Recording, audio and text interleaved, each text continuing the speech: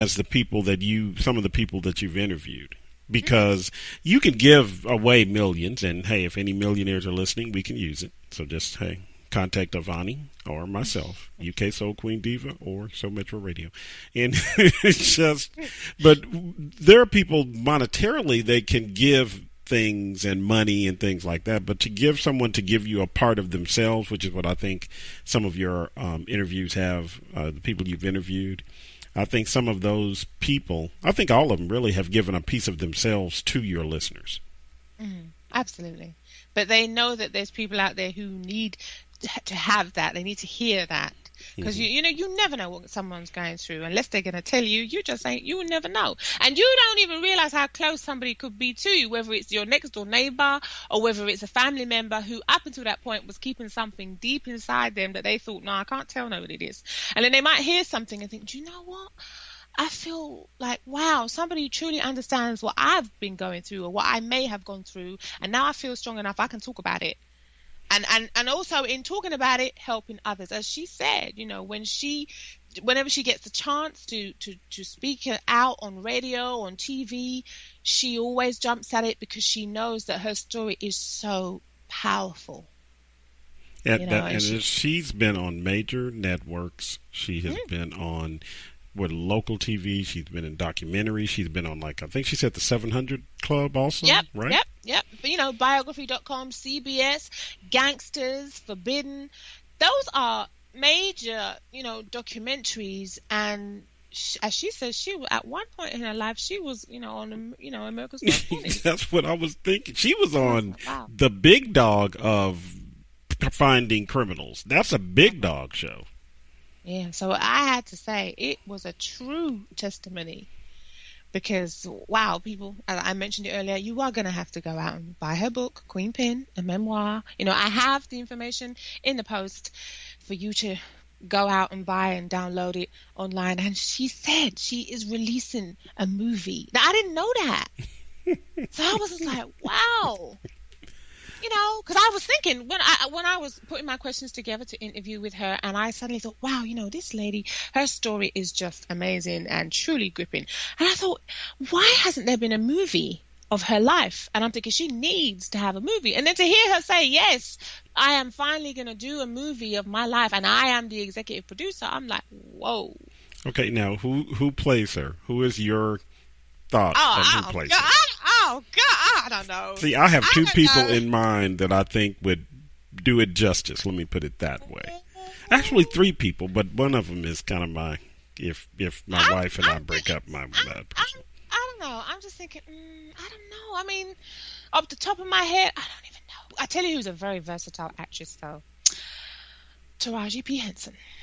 I had her on the list. Yeah, I think she could do it. She might be able to do it justice. It would be a typecasting thing for her, so I don't think she may do it just because No, but you see, because she's in another movie that's coming out soon, and I was like, wow, because when they do your, they change your hair and your makeup and your, you really can, and obviously the acting, you really can start to believe that this person is the character that they are. Oh, no, I think she's great at any role, but I think she's been Cookie so much that if she did Queen Pen, people would just say, oh, she's being Cookie, da-da-da-da-da. So but I agree. I mean, she could do it. And she's going to be in the movie about the American mathematicians. That's right. Yeah. And she's great in that. I've seen that. Yeah, so I'm just like, wow, I don't know.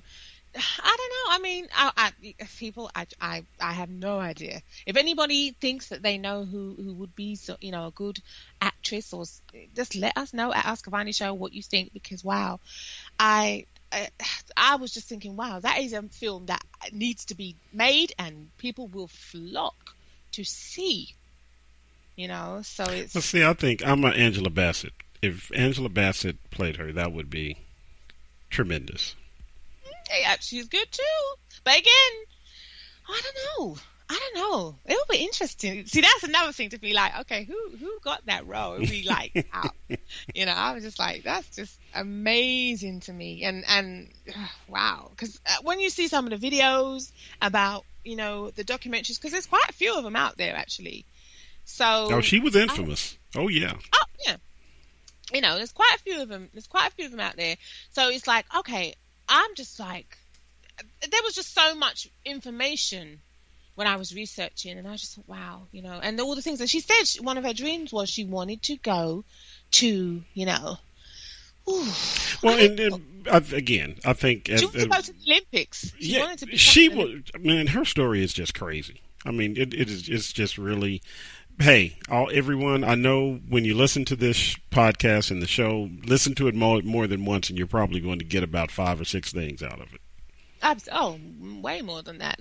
The story, I just thought I would love to speak to this lady. And like I said, she was gracious enough to give me her time, and she was so candid. I just was sitting there, and when you just can't imagine like what somebody has gone through and the things that she said, I was that person. I did those things. And I look back and I think, wow, was that really me kind of thing? But back then she said she was just all about her money, and she did not play when she wanted her money. She was gangster. It was not just that she was about her money. That's why they had her in some of those gangster shows. She was on the level of men, period. Oversaid, done. She was a boss. She was big. Yeah, absolutely. Wow. It's amazing. People, I have been truly blessed to get the opportunity, because I know I have seen on the internet, when you see in forums about her, like videos and stuff and documentaries about her life, and there's just, hundreds, thousands of comments, and a lot of them are saying, I would love to speak to her. I would love to, just to be able to speak to her for a few minutes, just to ask her, a question or two, because people want to know. They want to know her story, kind of thing. And the fact that I got the chance to do it, and wow, to me, I'm feeling truly blessed for that. But wow, there's some tracks that we're going to share with you in today's show as well, because it's definitely, absolutely amazing story. So we're going to take a break. We'll be right back on the other side after this.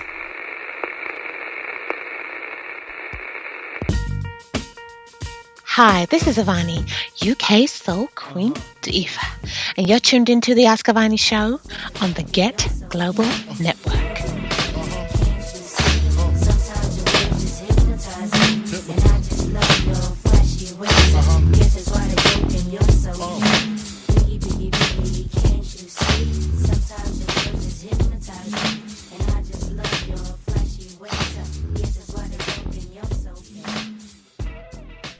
Good afternoon and welcome back. This is the Ask Avani Show. Yes, I have had an amazing interview with my very, very special guest this afternoon. Wow. It's just been fantastic speaking with her. Author, speaker and evangelist Jemeker Thompson-Hairston. Oh my goodness. Also known as Queen Pin. Amazing story. I just, the book, as I keep mentioning, I have read the blurb about it and everything on the back, and I just thought this story needs to be a movie, as I mentioned before the break. And people, I know you guys really want to find out more about her. And now, as she is a speaker and evangelist and the founder of the Second Chance Evangelist Ministries, you guys really need to go and look up the website and find out more about what she is doing these days. And she also have programs to help, as I mentioned, to help people, especially ladies who have been incarcerated when they come out of prison. And she has a Letters from the Heart program as well. So as I mentioned, you guys can donate, and that information is in the post. Welcome back to K Rose. Hello, everyone. I'm back. I'm practicing some new returns for myself, since I'm so boring, as I was told by my family. But that's fine. But no. But one thing I did think was interesting also, she did say that her ministry is specifically for women, which I think is great, because a lot of people in the United States, they have ministries and they try and mesh them both together. But I think what she has to say, specifically having led the life she has lived, is really important for women. And I think she's doing just such a great thing. I hate it when people try and tell other, well, you should be doing it for these men too.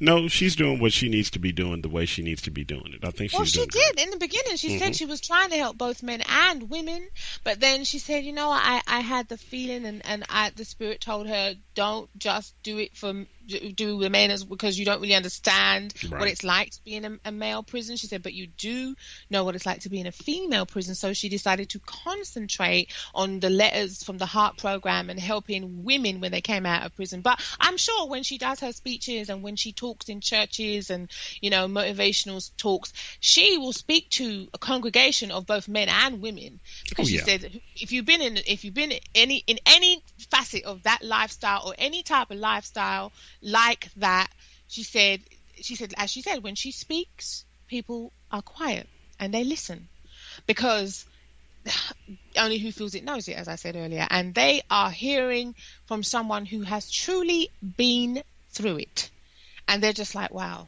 someone else can relate to what I'm saying. So it's just wow, people, you guys need to go and check out the website SCEM.org, because it's just amazing. Second Chance Evangelist Ministries.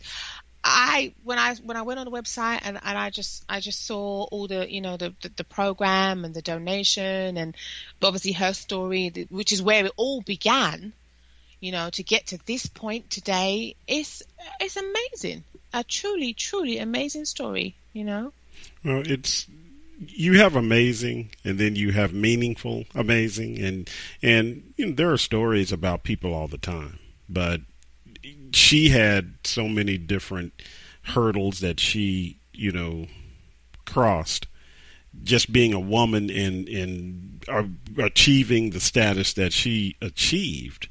There were men that didn't achieve the level she did, and the other thing that threw me off, to go on the run, she was just bad. She was just gangster. She said at that time that her mindset was, I'm not giving myself up, and if they want me, they're gonna have to kill me. That's what she said, and she was like, I just did not want to give in. I wasn't going down like that, man. And then, you see, they found her Achilles heel, because any parent, anyone, when you have family and especially children or a child, that was her Achilles heel, and she didn't want to be away from them and from him, and she came back, and that they were counting on that, the love of a mother for her child. They were counting on that, and that's when she was arrested. That's that's that thing that I probably don't know any parent who doesn't have that connection. And as hard as she was, and as tough as she was, that tenderness of being a mother, basically. And do you think she knew they were going to catch her if she came back? She probably knew at some point, somewhere, she could run into them, and it would, it could be over. But she probably didn't want it to be then. At that moment in time, because I've seen her say in documentaries that was one of the worst days of her life, for her child to see her being handcuffed and taken away. That's the thing, you as a parent, you don't want to expose your child or children to. So that was what she was thinking about. Again, even at that moment, all she could think about was my child seeing this. I don't want my child to see this. That's why she went quietly, because they were saying, if you put up a fuss, it's going to be worse. He's going to see. He kind of saw her anyway, but because she was being led away when she was trying to come in, and he's thinking, where's she going? She's coming to see me, but they were leading her away. But if she'd have made more of a fuss, it would have been, everybody would have noticed it. So she decided. That's a decision thing again, in which she doesn't dispute it. She made decisions knowing she had a child, and that's why, for me, and I say it from experience, because people make offers. You just, run into people and they think that, hey, let me talk to this person because they travel a lot. I used to travel a lot. I used to fly almost every week, 2 or 3 times a week. And people approach you about things. And you have to have something that, you have to have something inside you that decides you don't want to be involved in that particular thing. But again, she made decisions, and that's what happened. I would hate for my children to see me being led away like that. That would just wow, man, that would be crazy for me. Yeah. So that's why she said, I've been through all these things.